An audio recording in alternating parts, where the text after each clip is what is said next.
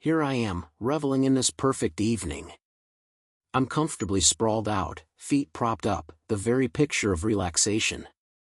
A cool beer in hand, my e-reader lies nearby, untouched, an unwelcome distraction at this serene moment. This tranquility is exactly what I needed. Just to exist, undisturbed. Solitude is my preferred state right now. The sun begins its descent, painting the sky in warm hues. The sea below is calm, devoid of any disturbance, absolute peace. My yacht, Halcyon, is securely anchored in a secluded bay near a Greek islet. Though calling it an island might be generous, it's more of a substantial rock. But it offers two invaluable advantages: no inhabitants and excellent anchorage. The bay's depth easily accommodates my 50-foot yacht, sheltering it from the open waters. Maneuvering the anchor alone was a bit challenging, requiring a second mooring due to the bay's unique configuration. Still, the physical exertion was a satisfying end to a leisurely day's sailing the Aegean Sea. Now, with everything settled, the beer chilled and the silence prevailing, everything feels just right. My mind inevitably drifts back to Julia whenever I have a moment to spare.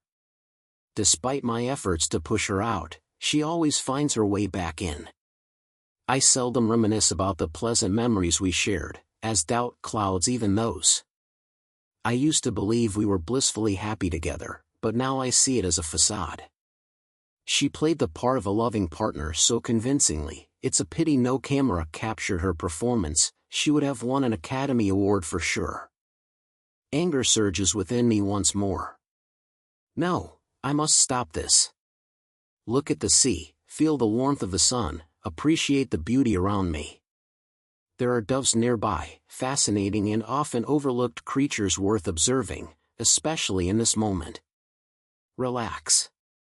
I abruptly decide to double-check the mooring lines, though I know they're secure. I just need something to distract me from thoughts of her creeping back in, from memories of Julie, from the evening I uncovered the truth. No, I refuse to dwell on it. Damn it, this is driving me insane.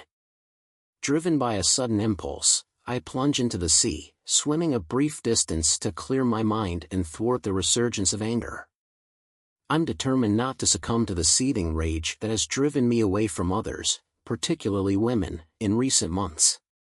I must prevent my fury from harming innocent bystanders, as it has done too often lately. My sister Annette was the one who warned me that I'm a ticking time bomb, and she was right, as she often is. So, I've chosen to live as a recluse, for everyone's sake. However, instead of dwelling in a dank, desolate cave away from sunlight, I've opted for a lavish sailing yacht. Despite my disillusionment with humanity, I'm not foolish. Returning to my boat, I decide to occupy myself by cooking. Unlike Julia, who rarely cooked at home, leaving that task to me, I take charge. Reflecting on the many responsibilities that fell to me, I suppress thoughts of bitterness. I gather eggs and mushrooms to prepare an omelette, not out of hunger, but as a means to occupy my mind with a tangible task. Once more, I find myself in awe of the quiet and seclusion of this place. It's currently my favorite spot in the world, and I'm grateful that it's open to the public, allowing anyone to enjoy its tranquility whenever they please. It's rare to spot other boats here, which adds to its appeal. Perched on my deck, I savor a simple meal in profound silence. The utter lack of noise is almost overwhelming, especially in the evenings when the winds have settled. It's perfection. I relish the sight of the rocks bathed in the warm reddish-yellow hues of the setting sun. It's truly breathtaking. Suddenly, the silence is shattered by the sound of an engine. Initially, I assume it's a fishing boat heading back, but the noise grows louder. Eventually, a massive white motor yacht emerges from behind the island. Cursing under my breath, I realize my quiet solitary evening is now a thing of the past. It'll be overrun by boisterous and discourteous partygoers. And it's too late and too dark to seek refuge on another island. Damn. As the yacht draws nearer, the object looms larger and more unattractive.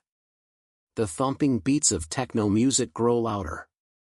This is going to be just wonderful, I mutter sarcastically. The yacht edges closer until its bow is a mere 5 m away. This proximity no longer feels respectful. A man in a black suit emerges at the bow, looking utterly out of place amidst the vast sea. He calls out to me, "Hey buddy, so this here's Fulvio Byron's yacht, you know, the fashion bigwig," he yells over the blaring music. I simply nod, unsure why he's informing me and with no desire to find out. "Listen, do us a favor and move your little boat out of here. We need this spot and some privacy," he continues. I chuckle briefly and shake my head. "We'd like to resolve this amicably, buddy, but this spot belongs to Mr. Byron. This is public property, I was here first so it's mine. You'll have to anchor elsewhere." "Not my problem," I retort, getting a bit ticked off. "Here," he grumbles. I simply raise my shoulders. His tactic appears to be aimed at provoking me, whatever he hopes to accomplish with it. Nonetheless, it's ineffective. I couldn't care less about this fool. He retreats. I refocus on my beer until he re-emerges a few minutes later. "How about $1,000 for you to relocate? These individuals are quite amusing," he suggests. "Keep your spare change," I merely gesture him away dismissively. He disappears once more. Eventually, the ship reverses course, heading towards the second-best anchorage, which is nearly out in the open sea. They anchor their vessel about 30 m from mine, which is uncomfortably close for my liking, but there's nothing I can do about it. I strive not to become angry by choosing to view the whole situation as a free spectacle for my amusement. The ship is aglow with lights like a circus, and some of the individuals on its deck can only be described as peculiar. The ostentatiously dressed men strut around like fools, while the women all sport high heels and black bikinis. I ponder what sort of deck they must have. I certainly wouldn't permit high heels on my teak deck. However, they appear to be obligatory aboard this vessel, much like the overall behavior. The men are preoccupied with self-admiration, and the women seem to serve decorative purposes. I'm astounded by how foolishly these people conduct themselves and how highly they think of themselves. Undoubtedly, they don't hold a favorable opinion of me either. It's as if we're from different worlds. In addition to the peacocks and bikini-clad women, there are a few men in black suits on board, evidently bodyguards. Then there are the individuals in white uniforms, likely part of the crew. The bikini-clad women appear to be fashion models, some are merely slender, while others are extremely thin. It's reminiscent of observing a conference on malnutrition. My initial instinct is to assist these poor, emaciated girls by offering them food. Occasionally, as I lounge on my boat, one of them peers down at me, prompting me to acknowledge the vast divide between us. They inhabit a glamorous realm of fashion, likely striving to carve out a niche through networking and engaging in relationships with influential individuals. They may perceive themselves as triumphant and indispensable to society. In contrast, I am a solitary, ordinary man with a beer in hand. While I may not be overflowing with happiness, I believe my existence surpasses theirs by far. I ponder about the women aboard this vessel. Perhaps they aim to ensnare a wealthy suitor, securing financial stability and social standing through marriage before they reach the perceived expiration date of 22. It dawns on me that I possess scant knowledge of their domain. How long can fashion models sustain their careers? 20, 30, 40? It remains a mystery to me. I find myself reflecting on Julia once more in her scheme to marry and divorce a wealthy, unsuspecting man, specifically me.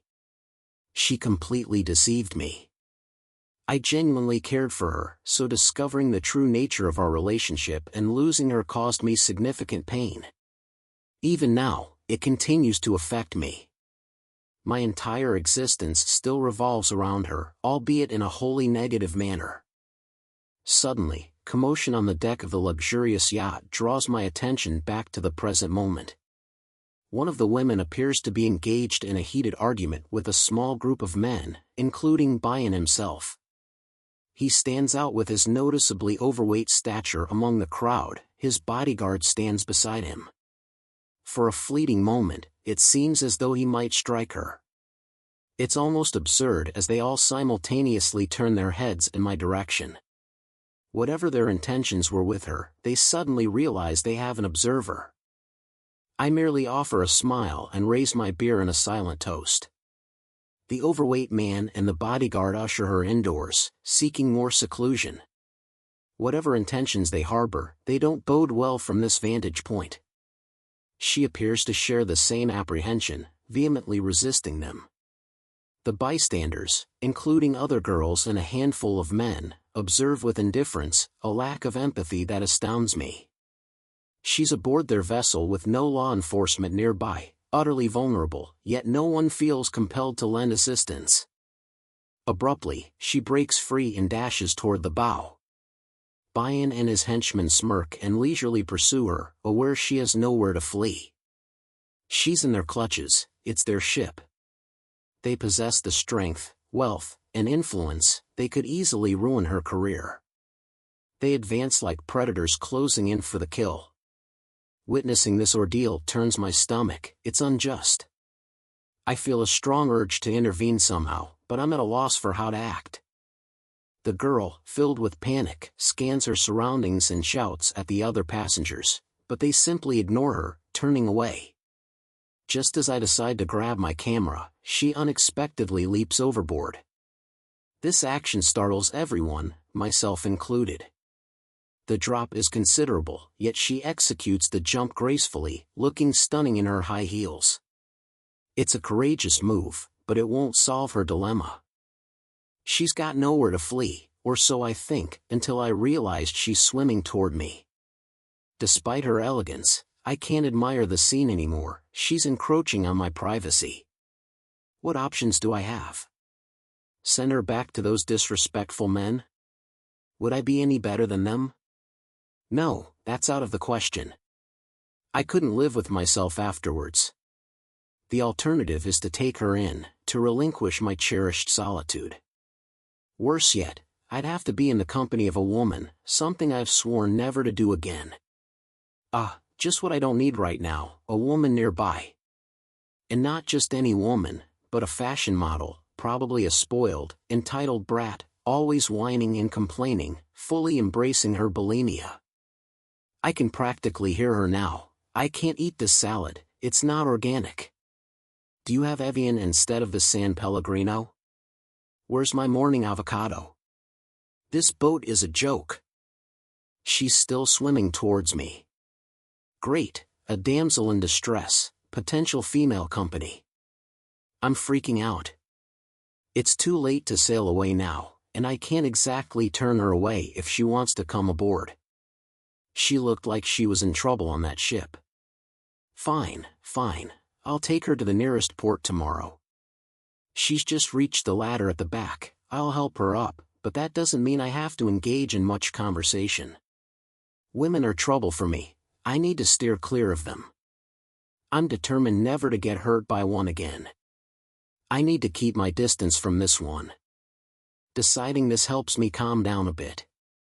I haven't spent months reclaiming my sanity just to have it wrecked by the next woman. She gazes at me with a questioning expression, and I simply reach out my hand to assist her out of the water. No words are necessary, which suits me just fine. While I may have an unexpected guest for a brief period, I have no intention of engaging in endless chatter because of it.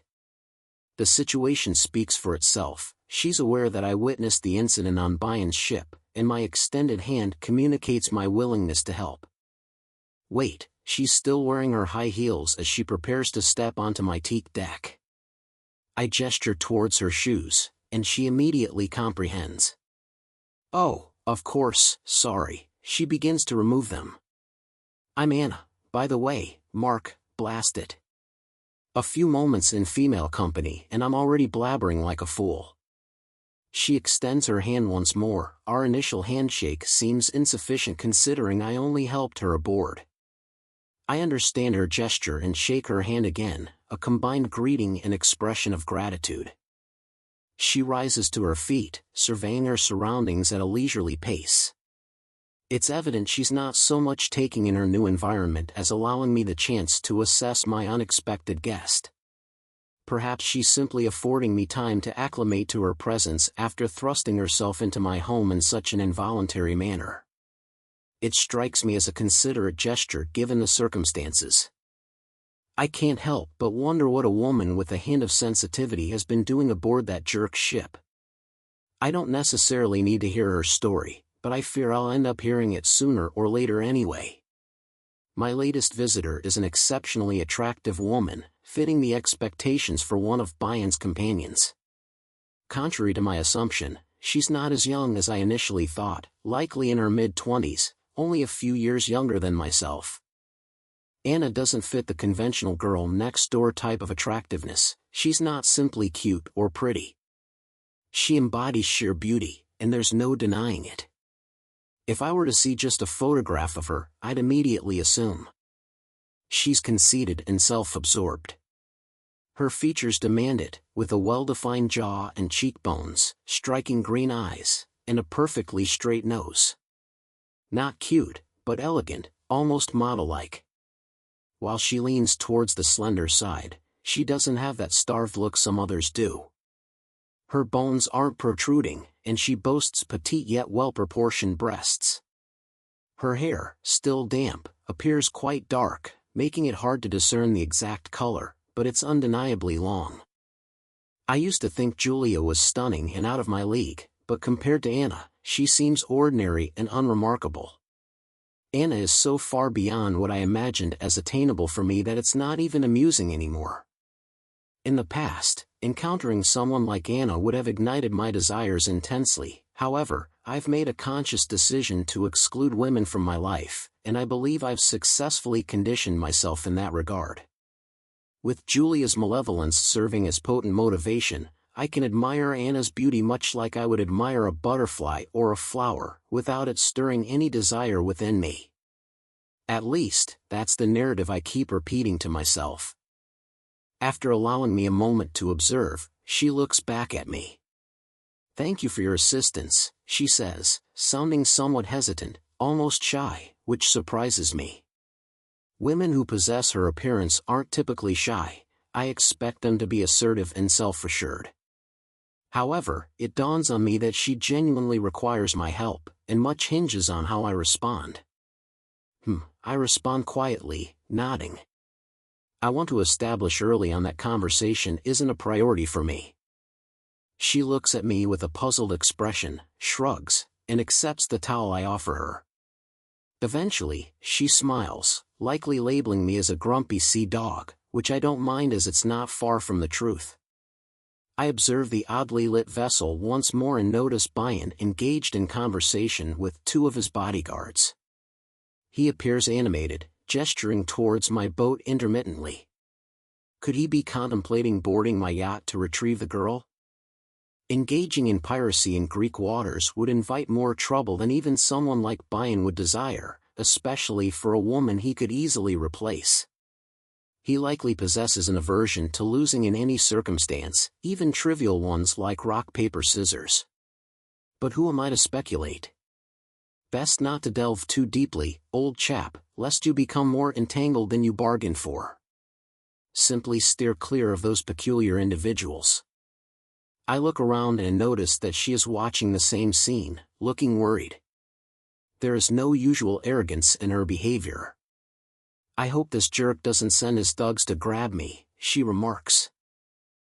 I reply, shaking my head dismissively. "He could, you know. He has 4 guards he could set on me. Can we just sail away?" "What is it?" she asks. "Tomorrow," I reply shortly, keeping some distance. "Good. I doubt I'll sleep well, I'm still a little on edge." "Thanks again for intervening. They were just about to attack me," she says, ignoring my terse answers. But her revelation surprises me. I ask before I realize I'm prying into something that's none of my business. Damn it, it's none of my business. Yes, Brian, his male guests, his bodyguards, the entire male team.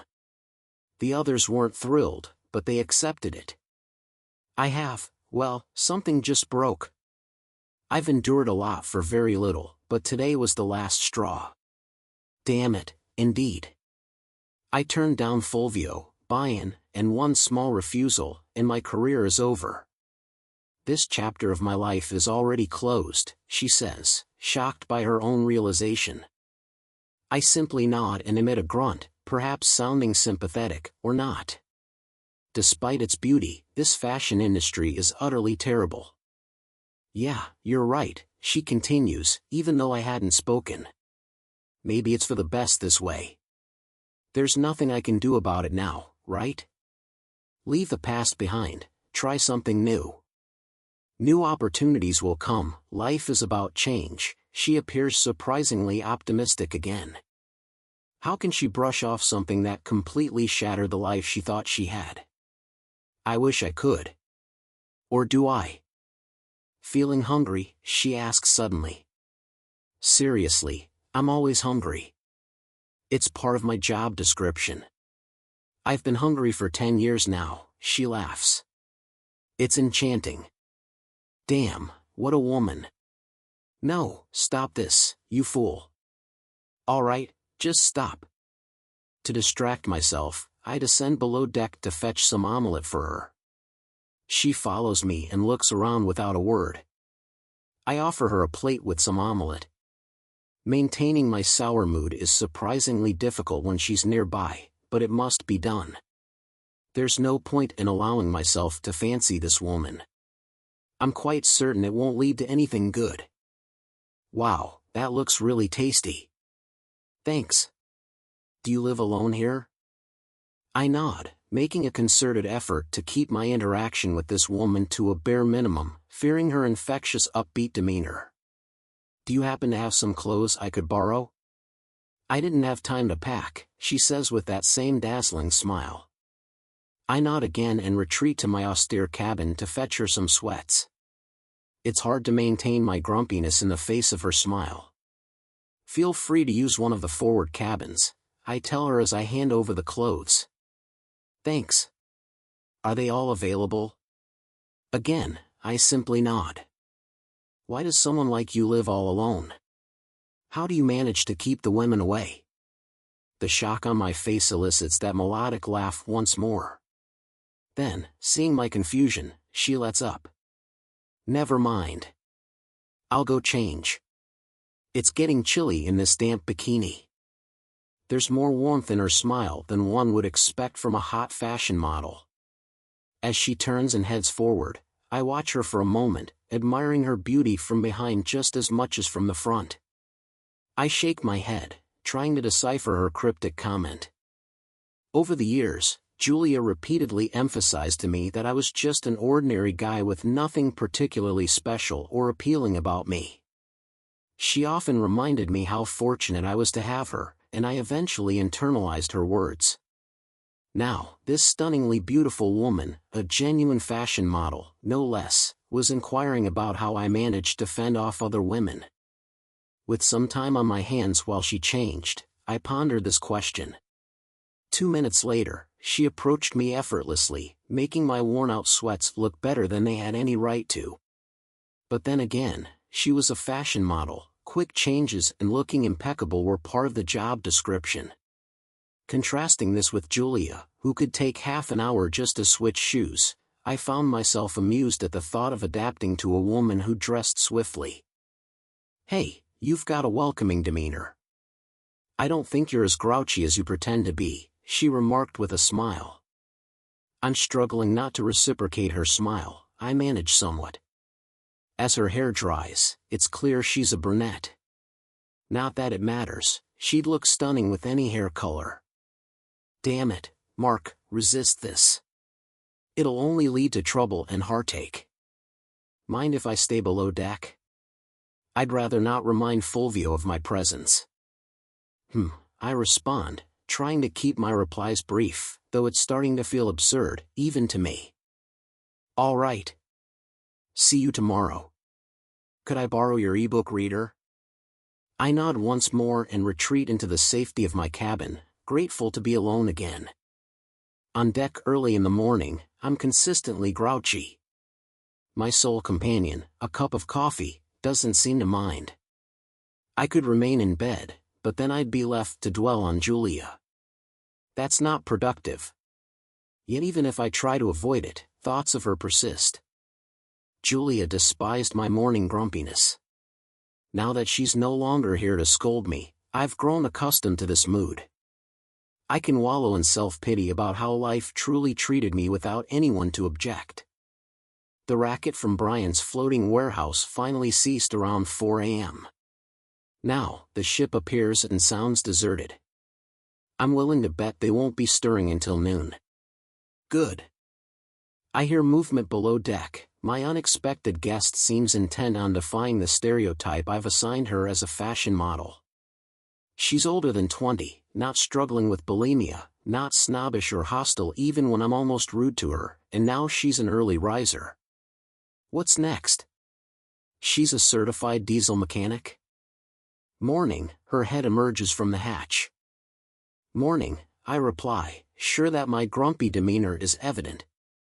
Coffee in the galley, she asks.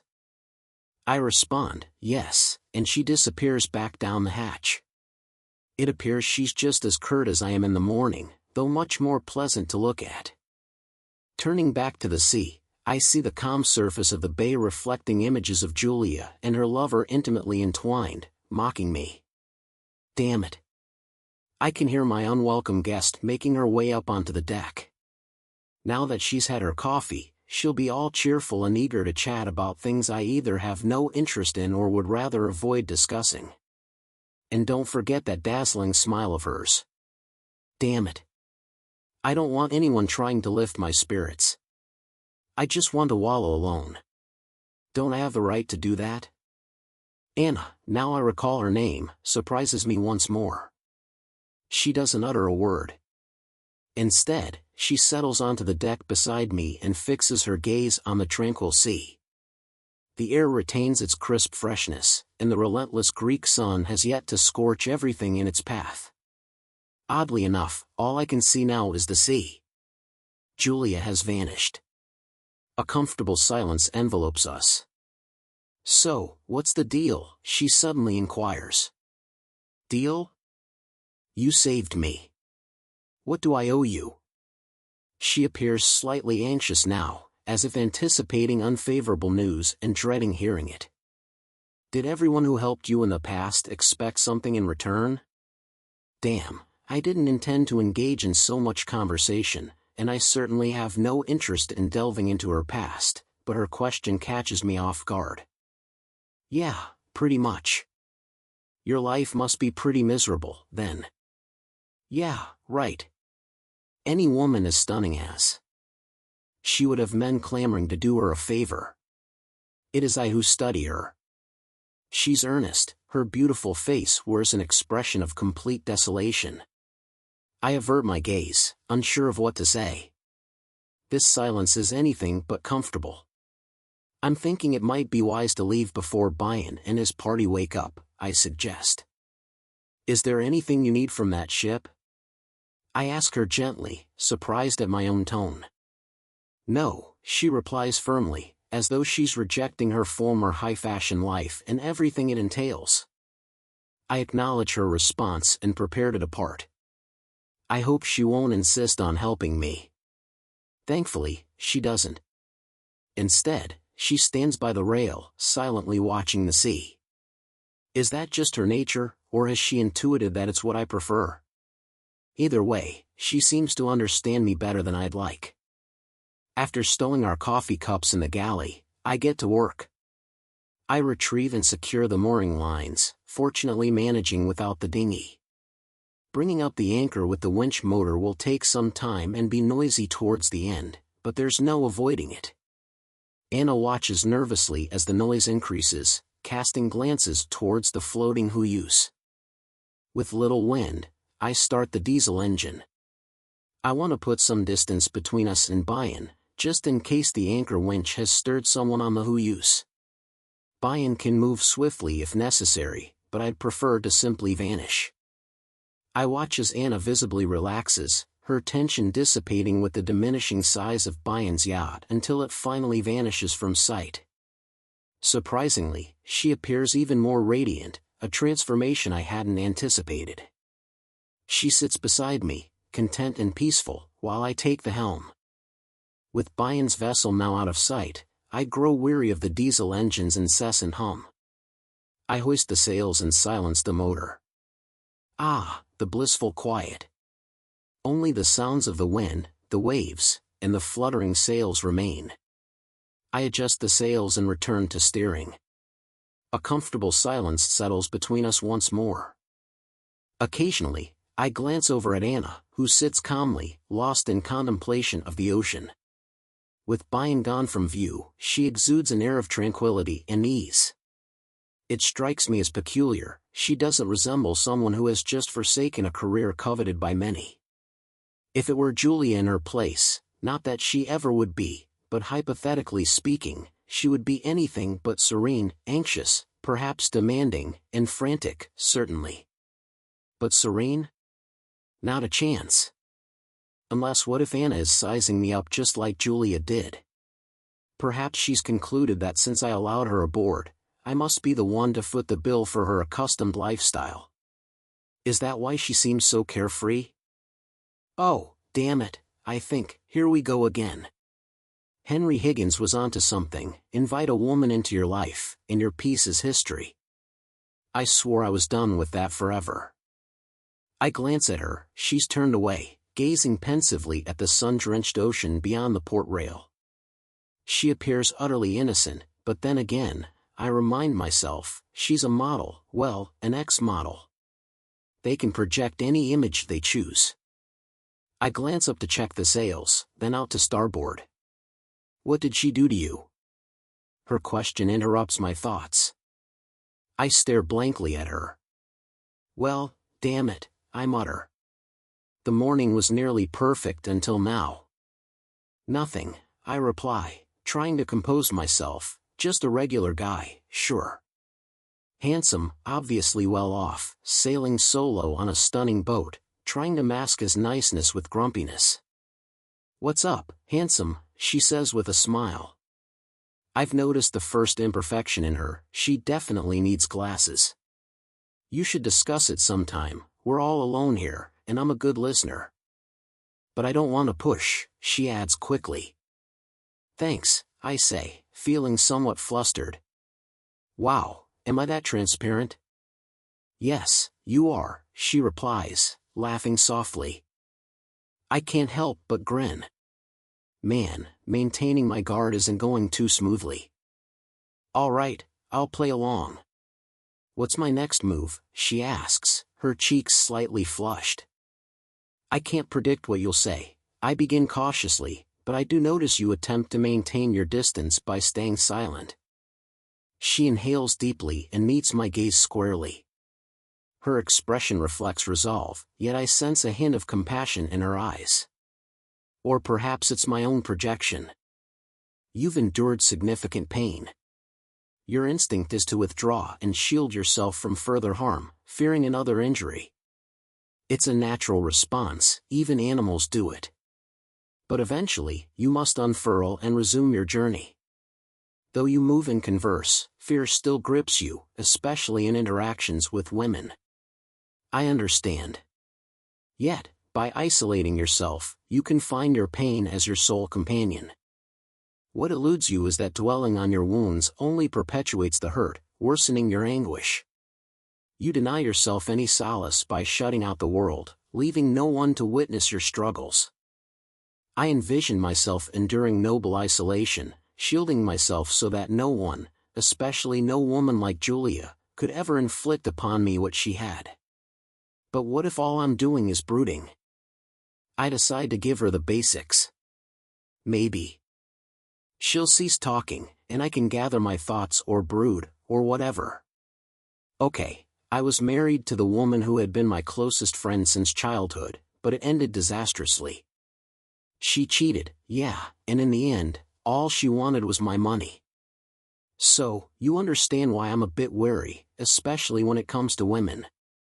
That should buy me some time, but it doesn't, I'm sorry. I figured it was something along those lines, but now you're allowing her to keep hurting you and preventing you from finding happiness. It's a pity that you're giving her that much control over you. Listen, you'll have to address it eventually, you can't just bottle all of that up inside. It's not healthy, and who better to talk to than someone you won't ever see again? I glanced at her in surprise.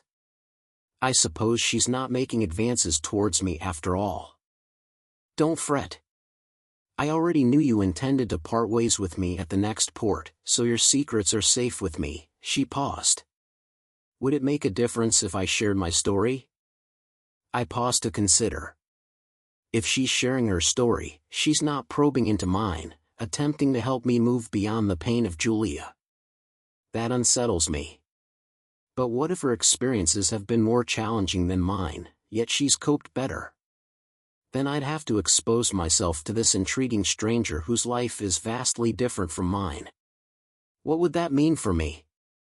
She interrupts my thoughts. Are we back to silence now? Her grin is contagious, like that of a playful child. I almost return the smile but catch myself. No emotional ties, I remind myself. Don't let her affect you. Too late, she says, still grinning. Damn, she caught me again. I need to be cautious around her. Gradually, her smile fades, and her gaze shifts to the distant horizon.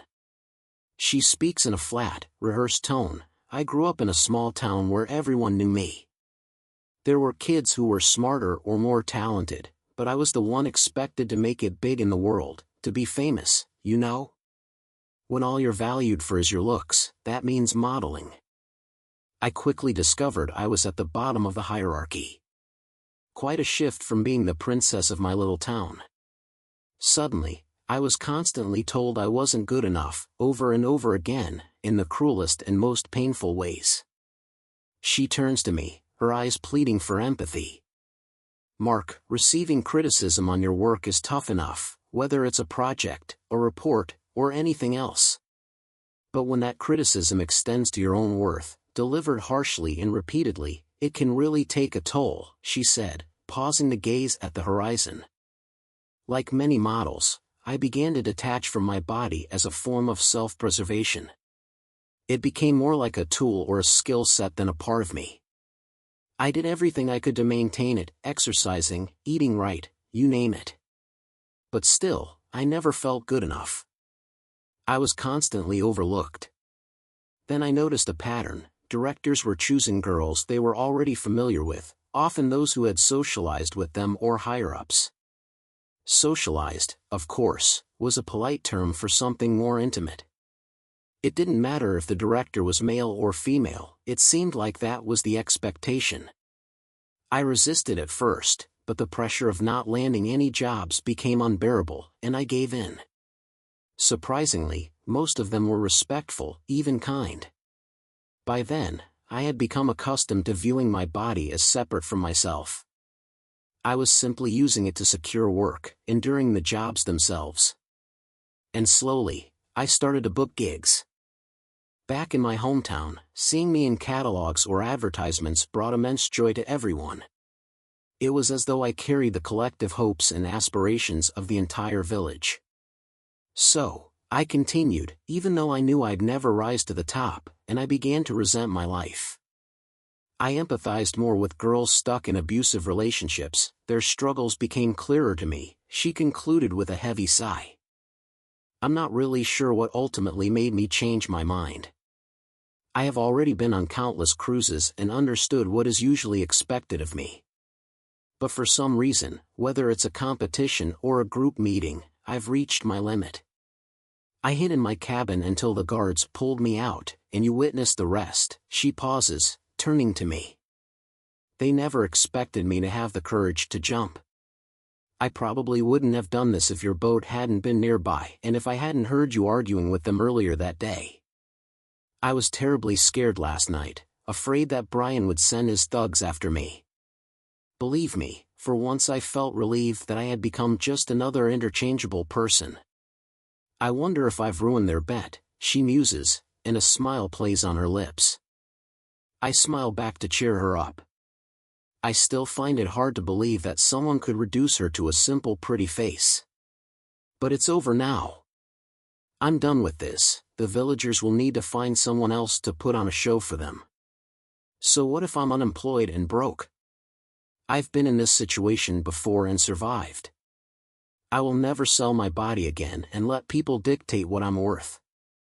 I do not know what lies ahead of me, but whatever it is, I am sure that everything will change for the better because I am liberated. She smiles at me. I thought she couldn't get any more stunning, but once again, I'm wrong. The vitality in her expression makes her shine. Now you probably think I'm a woman of easy virtue, she continues to smile, her eyes sparkling like stars. What should I say to that? Fortunately, she's probably used to men being speechless when she treats them like the best. I mumble something about choice and honesty, hoping it makes some sense until she helps me out. You know, in a way, I'm still innocent. My jaw drops and she giggles. I was right. I could definitely get used to hearing that laugh. I remember telling you how I came to realize that my body is different from my heart, which I consider to be my true essence. Although both men and women used my body, and although I sometimes found some pleasure in it, I never really experienced love. No one has ever shared my heart, she says without looking away. All I've ever truly desired is what my mother possesses, a serene existence with a kind-hearted partner and a home filled with love. I may have lost my way for a while, but no more. Then her smile returns. Her determination and optimism are so palpable that I feel a little weak and pathetic compared to her. I apologize for a moment and retire to the lower deck where my emotions are hidden from her gaze, returning with 2 glasses of chilled Sauvignon Blanc. We toasted her future, and suddenly it dawned on me that her charm lies not only in her appearance but in her whole being. I decide to tell my own story to take my mind off her. Yes, I still want to hear your story, she interrupts, still smiling. Am I really that outspoken? Yes, it is, but I'm still interested in hearing your story, I admit, puzzled by her insight. How does she do it? Well, there's another mystery that I'll solve later. So, I'm starting. I met Julia on my very first day at school. She was a sweet little girl, and a couple of bullies were torturing her, so I stepped in. Since then, I became her protector, and she helped me with my studies, keeping me from doing stupid things. My family was rich and hers wasn't, but such differences fade when you're still young. We were inseparable. She blossomed into a beautiful and popular girl, and she no longer wanted me to fend off the boys. She had other plans for them. We remained friends, but everyone, including my mother, insisted she was beyond my reach. I believed I was too unattractive. Your mother? Her tone carried shock. That's harsh and completely inaccurate. Perhaps, but it still haunts me even now. Your mom must have needed glasses, or maybe she was tipsy. She confused you with 2 other guys. Hey, don't speak about my mother like that. I glare at her for a moment. Anna takes me seriously, then bursts into laughter. I grin at her and continue my story. We ended up attending the same university. She reached out to me wanting to talk. She'd encountered some arrogant jerks, as she put it, and remembered feeling safe with me back in elementary school. She hinted that there might be a chance for us after all. Naturally, I jumped at the opportunity. Before I knew it, I proposed, she said yes, and we were married. I felt like the luckiest man alive until I returned home one day to find her in bed with another guy. I didn't even confront them. I just retreated to my study and nursed my wounds. She nods as if expecting that's how I would have reacted. She shed many tears, pleaded for forgiveness, and vowed to remain completely faithful, swearing never to repeat her action.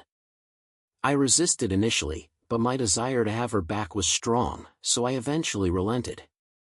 You forgave her then? I nod. I might have forgiven one mistake as well, but it's evident she didn't uphold her promise, Anna reflects. Did she have money when you got married? No, why? You mentioned earlier that she pursued your money during the divorce. I'm speculating, but what if she perceived your wealth as power in the relationship? What if she felt insecure because of that? I loved her, I did everything for her. Why would she feel insecure? Perhaps dependent is a better word. Nonetheless, I wonder if her infidelity was an attempt, whether conscious or not, to balance things, maybe to assert some power for herself and make you somewhat dependent on her. Are you defending her now? I'm starting to get irritated with her, to be honest. No, not at all.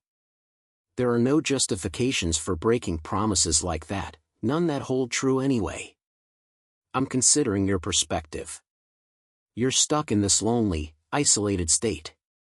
You're not just suffering, but you're also not content, and you won't be until you begin to live again. To achieve that, you need to grasp at least a fragment of why she treated you so cruelly.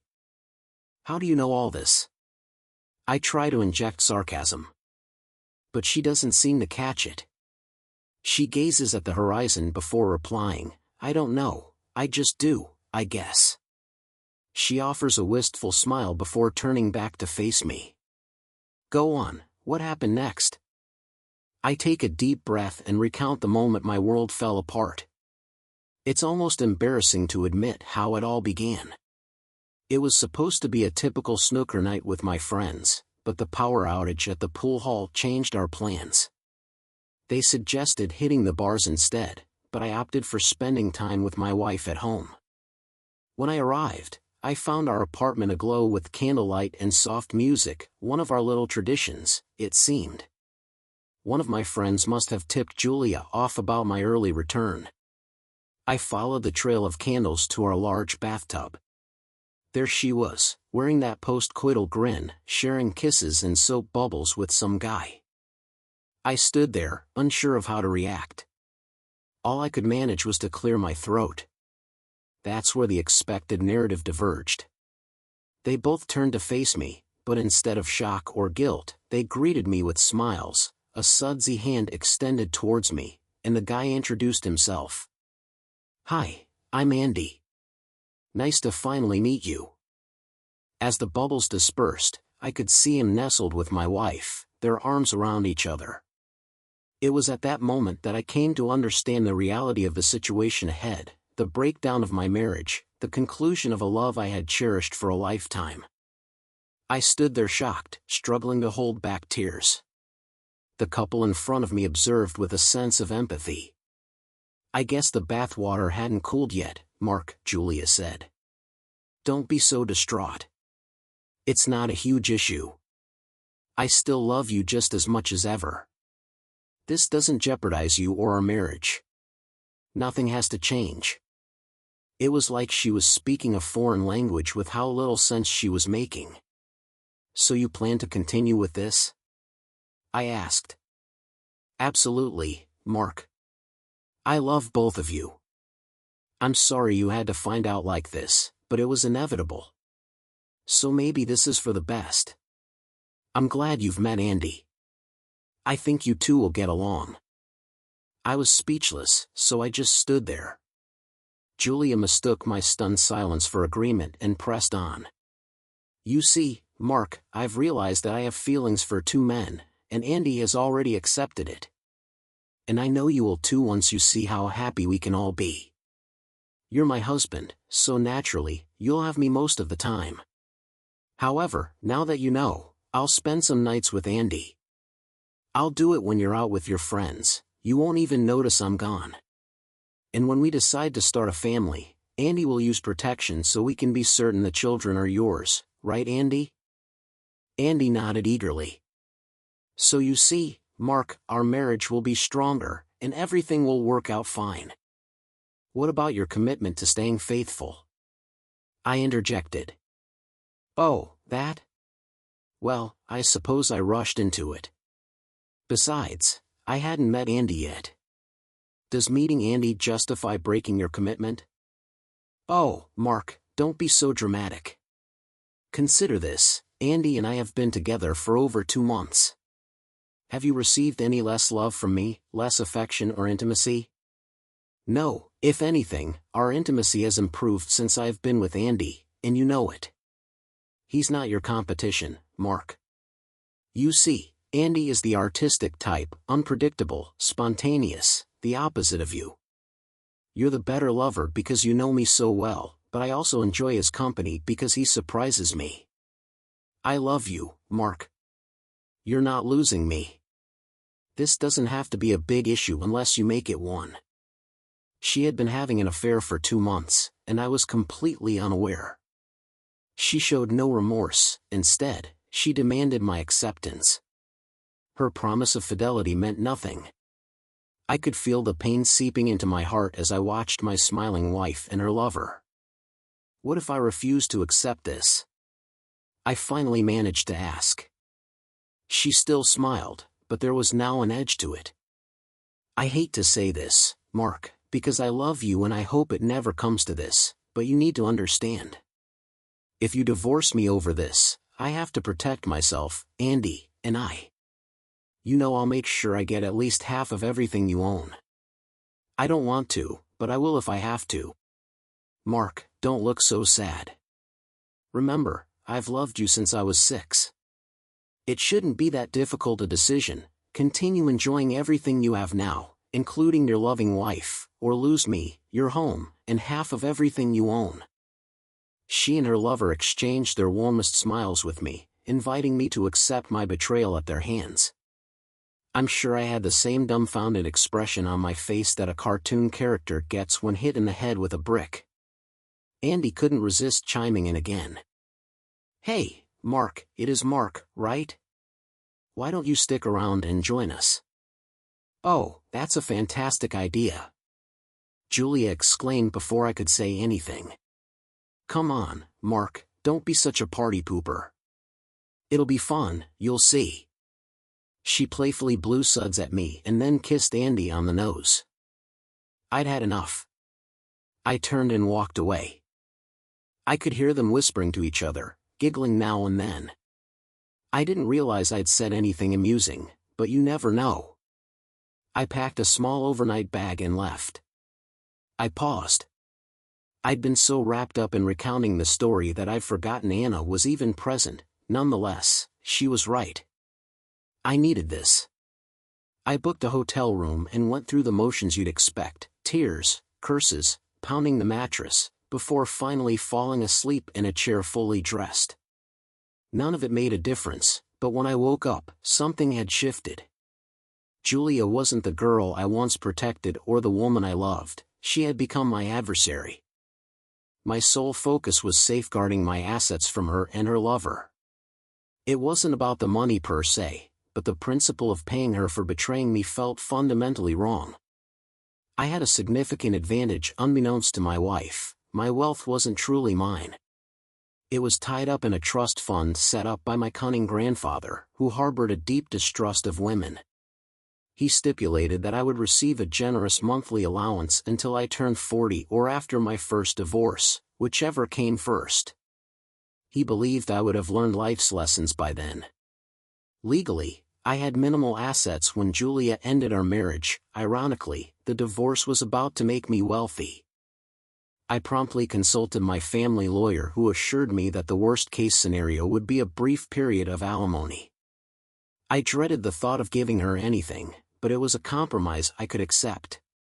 The lawyer handled all the arrangements, ensuring Julia couldn't abscond with anything, and initiated the divorce proceedings. He predicted things would get interesting once she realized the new reality. Meanwhile, I found a comfortable apartment and moved in with only what I needed. Julia didn't reach out for a whole week, and when she finally did, it was a text questioning if I had moved past my hurt feelings and was ready to return home. I didn't respond. For someone who supposedly loved me so deeply, she seemed remarkably unaffected by my absence. My lawyer had been right. Exactly 2 weeks after our meeting, the flood of texts and messages started. It seemed her lawyer had enlightened her on the reality of her financial expectations. Initially, she pleaded for my return, promising boundless love and a stronger marriage. Then she chalked it all up to a misunderstanding, expressing confidence in fixing everything. Eventually, she resorted to urging me to toughen up, citing Andy's acceptance of the situation. Then, abruptly, the communication ceased. A few days later, her lawyer presented a post-nuptial agreement claiming I had signed it, granting her $20,000 per month for life in case of divorce. However, this claim fell apart under scrutiny as handwriting experts discredited Julia's credibility. They attempted to pivot to accusations of domestic violence but lacked evidence. Ultimately realizing the weakness of their position, they settled for far less than initially demanded, $2,000 per month for a year along with hefty legal fees. Legally, I had prevailed, yet emotionally, I felt drained and avoided any female interaction, retreating into a reclusive existence. I became silent. The only sounds were the wind in the rigging and the waves beneath the bow. Anna remained quiet. I gazed as tears flowed down her face. You know, she remains beautiful. I'm deeply sorry, Mark. That's awful. I understand your pain. Oddly enough, I feel less hurt after sharing the story with her. I wouldn't have expected that. But, Mark, you can't continue like this. Don't you see? She's not worth sacrificing your life for. She never cared about your happiness, and now you're allowing her to make you miserable. She speaks with fervor, determination evident on her face even as the tears dry on her cheeks. Mark, you must keep living. If you don't, you've let her destroy you. I flinch. It's quite extreme, but I can tell she means every word. She gives me time to ponder that before interrupting my thoughts. So you're a hermit now? That playful teasing smile returns to her face, and the sparkle returns to her eyes. Yeah, I suppose so. Yesterday I would have proudly admitted it. Now, I'm not so sure. Your place is much nicer than those bushy-bearded guys used to have, thankfully. Yes, but promise me you'll leave it soon. You need to start living again, Mark. Her voice is gentle and warm. I look into her eyes and see genuine concern. A lump forms in my throat, and all I can do is nod. She steps back. From the moment? Good, she says. Now that that's settled, maybe I can catch some Sunday. Her smile challenges me yet also invites me to watch as she gracefully stands and walks toward the bow. People actually told this girl she wasn't pretty enough? Yikes. I accept her invitation and enjoy the view as she steps forward towards the mast, rolling up my sweats into a makeshift pillow and reclining on the deck. There's nothing else out here nearly as captivating as she is, and I'm quite certain she's aware of it. Despite her kindness, her flowing, lengthy hair spreads out and catches the breeze. She appears magazine cover perfect even without a photographer. But there's more depth to her than just appearance. She possesses kindness. The significance of simple kindness is often overlooked, but it's anything but ordinary. She's empathetic. She shed tears when I shared about Julia. Somehow easing my pain. Is she telepathic? I hope not. Yet, in less than 24 hours of knowing me, she seems to understand me and my thoughts too well. But is she correct about me? Should I abandon my isolation? I can't endure another experience like what happened with Julia. It would destroy me. But if I'm allowing Julia to slowly destroy me, as Anna suggested, what's the distinction? I ponder while still gazing at her. And what about her? She left her previous life behind, much like I did, albeit in a more dramatic fashion. While I hide from the world, fearing hurt, she seems eager to embrace whatever comes next in her life, even if she's uncertain what that entails. Moreover, her outlook is infectious. Just being near her is diminishing my fear of living again. I almost sensed that with her I could. No, she's clearly out of my league. Perhaps somewhere out there, though, there's a girl like Anna, albeit not as stunning, with whom I could build a life. My mind wanders freely as my gaze remains captivated by Anna's slow, rhythmic breathing and the tantalizing glimpse of her abdomen and bosom scarcely concealed by the tiny black fabric scraps.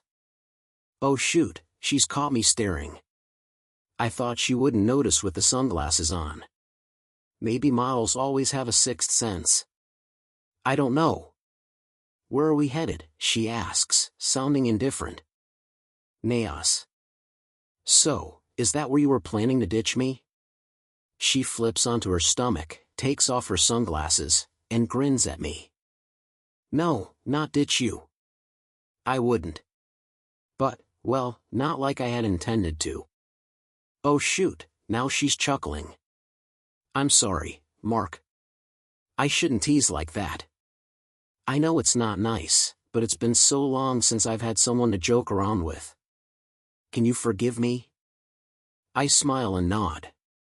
I feel like I could forgive her anything if she looked at me like that. But then that cynical voice in my head reminds me of how manipulative some women can be. No, Mark, I'm not like that, she says gently and sincerely. Darn it, she's doing it again.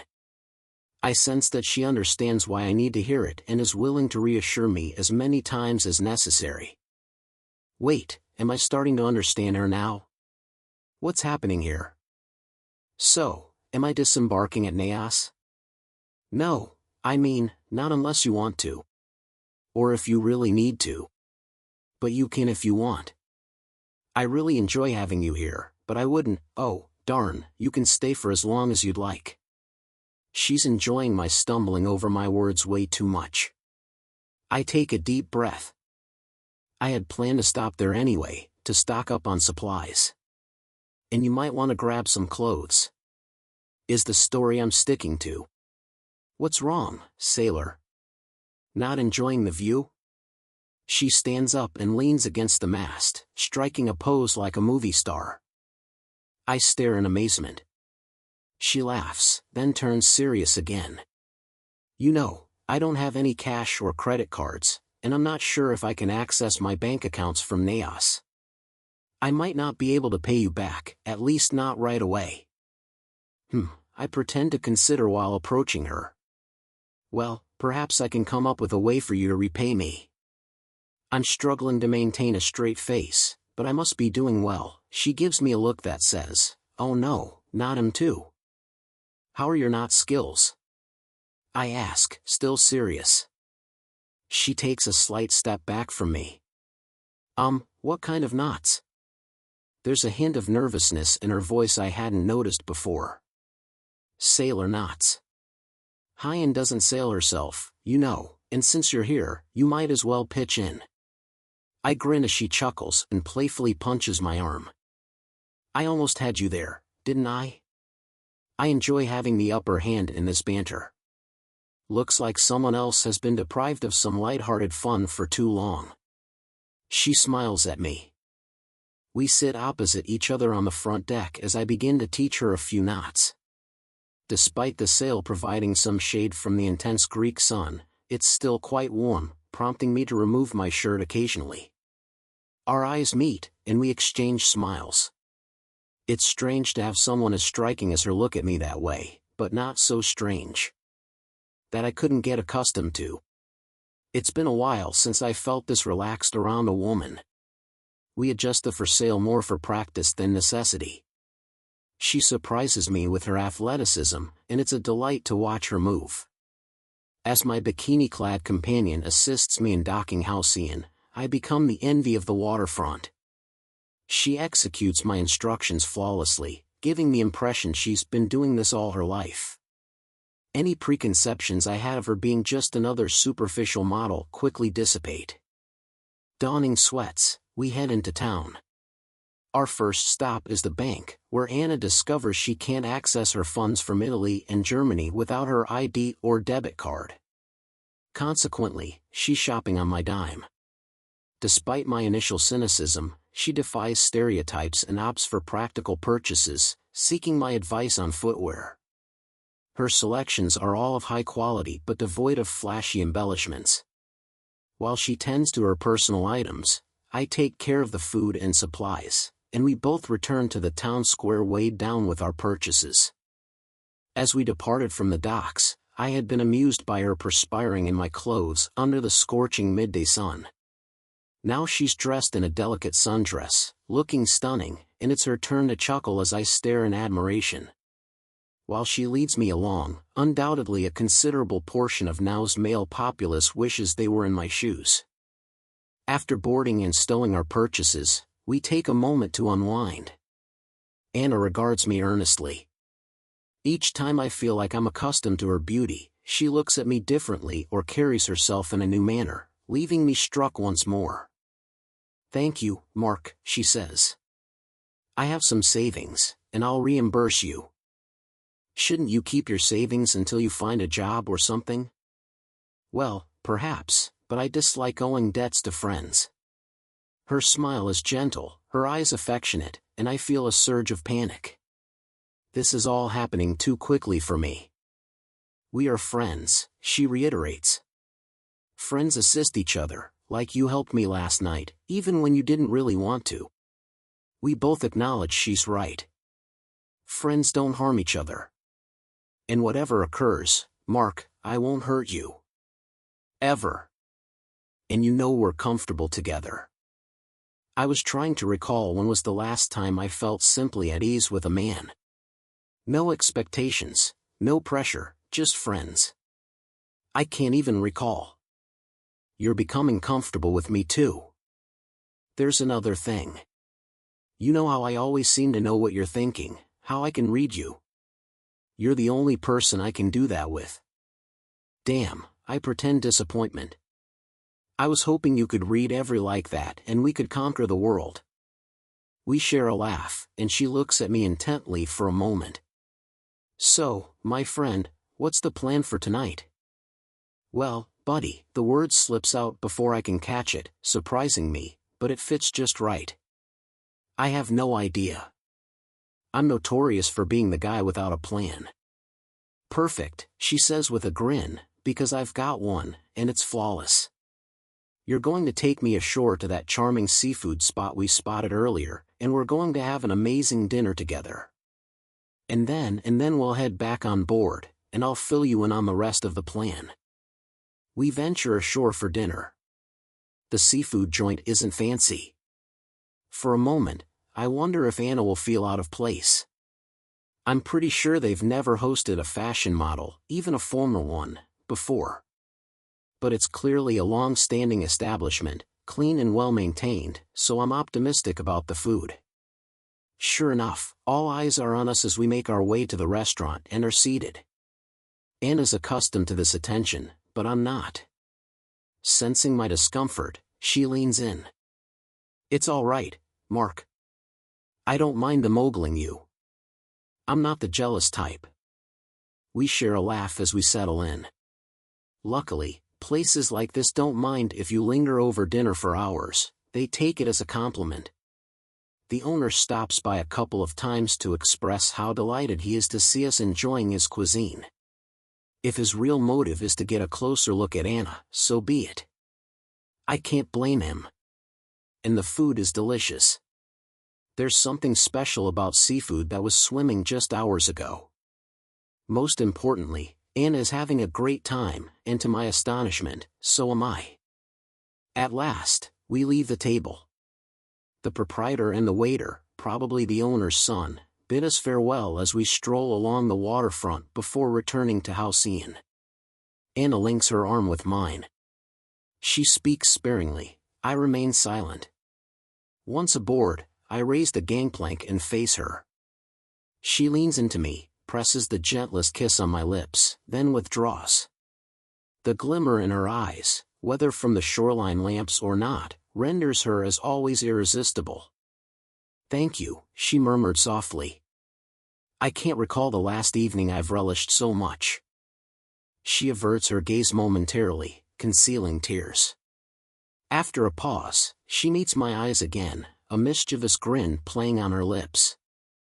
Are you prepared to hear the rest of the plan? Yeah, sure. I suppose, she chuckles. Are you certain? She winks and raises one eyebrow slightly, reminding me of her earlier words. Promise me you'll start living again, Mark. All right, I'm game. What's the plan? I adopt a confident stance, hands on hips. Here's where I charm you. My eyes widen, mouth agape, arms dropping to my sides. The charm, you know, when I. She smiles at me as if I'm slowly learning, which is exactly how I feel. I manage to squeeze out an inarticulate reply. She giggles. Well, at least one part of you understands. Her gaze slides to my instrument. Anna, I thought you wouldn't want to rush into something. Music. I'm proud of myself for being able to tell you so much. Don't worry, Mark, we won't do intimacy. It seems to be my catchphrase. We're going to make love. She has a sincere look, a sweet smile radiating warmth. I feel like I'm falling in love with her. I panic again. Mark, I'm not Julia. I could never hurt you the way she did. Her tone is gentle but firm. I believe her. She silently grabs my shirt and kisses me right on the lips. Wow, this is an incredible feeling. It's almost charming, like I've never kissed anyone before. When we finally pull away from each other, I notice tears in her eyes and, to my surprise, my own eyes become wet too. Without saying a word, she stands up, still holding tightly to my shirt. She roughly pulls me along and hurries to my cabin. Once there, she pushes me onto the bed. You are incredibly beautiful, it would be awkward. And the thought cools my ardor a little. I'm still reveling in the aftermath, trying to comprehend the recent turn my life has taken. Why has this remarkable woman chosen me? Is it because of my wealth? I can't fathom any other explanation. Suddenly, I lift my head and meet her gaze. She's been observing me, a serene expression on her face. No, Mark, no, because I love you. Not because of your money. Don't misunderstand me, money certainly facilitates things, but being with a man solely for his wealth is the furthest thing from my mind right now. The mere thought disgusts me. I'd willingly sign any prenup without hesitation. Prenup? Well, in case we ever marry, of course, you never know. She grins playfully and bursts into laughter after a few moments. It seems my destiny is already decided. Well, it could be worse. What, am I insane? And even if you never considered it, I'm on birth control and you're the first man I've ever been with without a condom, so you're safe. Oh my God, what a fool I've been, she just chuckles at my reaction. You're adorable, Mark. Oh, Mark, we need to consider our next steps. Well, this boat's home port is anti. I'm not entirely sure if that's what she's referring to. Great. Do you have a car there? Yes, a large one, X5. Excellent, that's one of those SUVs, right? If you don't mind, we'll drive to Milan. From there, we can pick up my belongings. They're sorry remnants of my previous life. Oh, of course, it's almost on the way to Germany anyway. Perfect, we're going to have a blast. I have a task ahead of me and I'm going to enjoy it. Your task? Yeah, I need to convince this guy that decent women exist. Oh, so you want to reintroduce him to the female population? What? Are you serious? No, my motives are entirely selfish. I fear I'm staring quite rudely. This feels too perfect to be real. The 4 weeks it takes us to sail back to Antibes can only be described as idyllic. We spend our time immersed in intimacy, basking in the sun, indulging in delicious meals, and exploring various harbors. There's an unspoken agreement not to delve into discussions about the future, past relationships, diets, or fashion. Upon reaching Antibes, we pack our belongings, tidy up the boat, and load everything into my car. As we lock up the boat, there's a poignant silence between us. We've cherished our time together on the boat immensely, and now we both fear the inevitable return to reality, dreading potential changes. Though we don't vocalize these fears, our mutual understanding speaks volumes. The journey to Milan and then to Germany is uncomfortably quiet. Since her departure from Brian, I've maintained a stoic demeanor, but now I yearn for conversation to ease our anxieties and break the tension. While I'm unsure of her fears, I'm terrified of losing her once more. If I'm honest with myself, I've fallen deeply in love with her, and I'm afraid of being hurt again. For around 4 weeks, we've been living in my condo, but it seems like the excitement has faded, replaced by an underlying tension. Although our intimacy remains satisfying and we enjoy each other's company, we're not as relaxed as we were on the boat. I'm seriously considering returning there to try and salvage our deteriorating relationship. I'm at a loss for what else to do, and we're both avoiding addressing the issue as we watch TV together. I notice once again how uninteresting the program is, yet her nestled against me with her head on my shoulder is far more appealing. I entertain the idea of heading to the bedroom for some fun when the doorbell interrupts. Anna still refuses to answer the door or the phone in my condo, which is starting to frustrate me, I say. It suggests she doesn't feel truly comfortable here. Okay, Anna. I'll handle it. Thanks. I unlock the door and come face to face with my worst nightmare, Julia.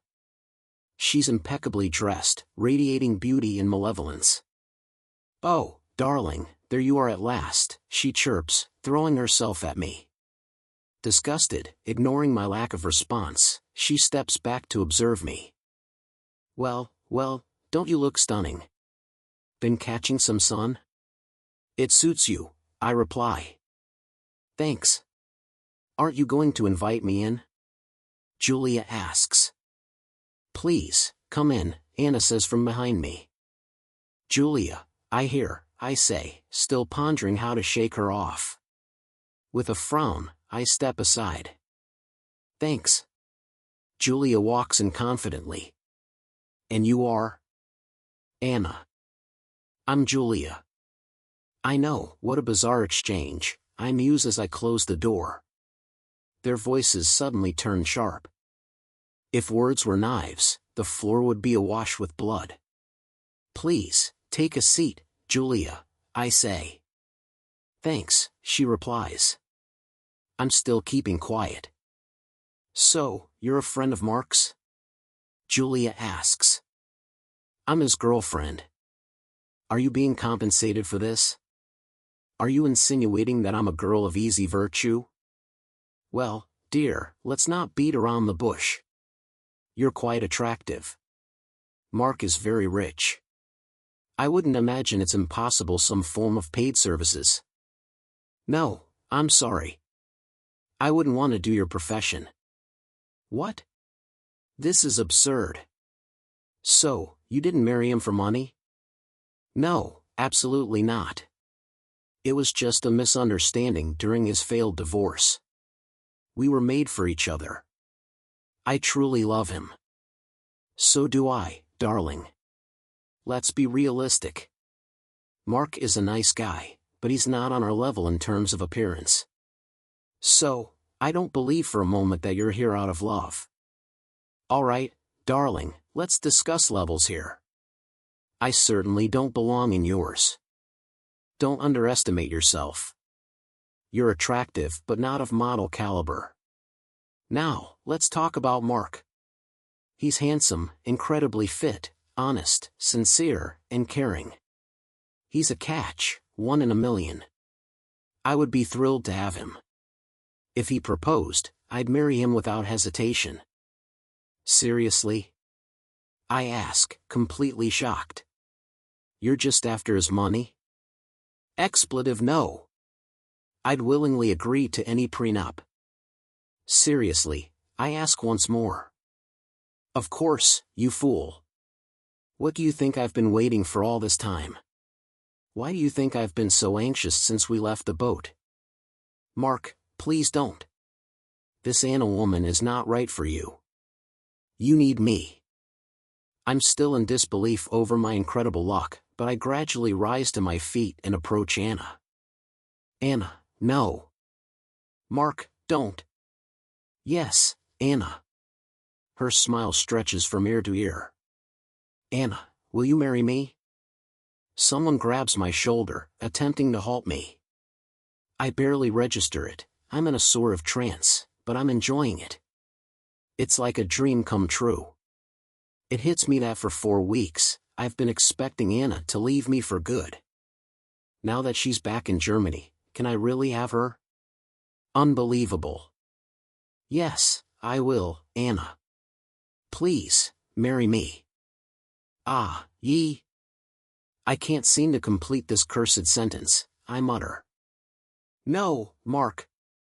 Julia finally releases my shoulder, and Anna leaps into my arms. Yes. Damn. This can't be happening. Mark, don't do this. Really? Are you serious? Yes, Mark. Finally. I never thought you'd ask. I was so afraid you wouldn't. I quieted her with a kiss. Well, it seems my presence isn't needed anymore, Mark, Julia remarked. I could have been so good for you. Yet, you've chosen this woman to break you. You're right, Julia. Your presence is no longer necessary. I appreciate your visit. It was the best thing that could have happened to us, the best thing you've ever done for me. Julia, I wish you well. I've forgiven you. It just doesn't matter anymore. But if you'll excuse us, we have something to attend to. Anna, please don't hurt him. All right, I won't. Not like I did. Anna and I exchanged surprised glances as Julia walked towards the door. We headed towards another door, the bedroom. I've certainly upgraded. I owe Julia and Filio Bayan a huge thanks for making this dream a reality.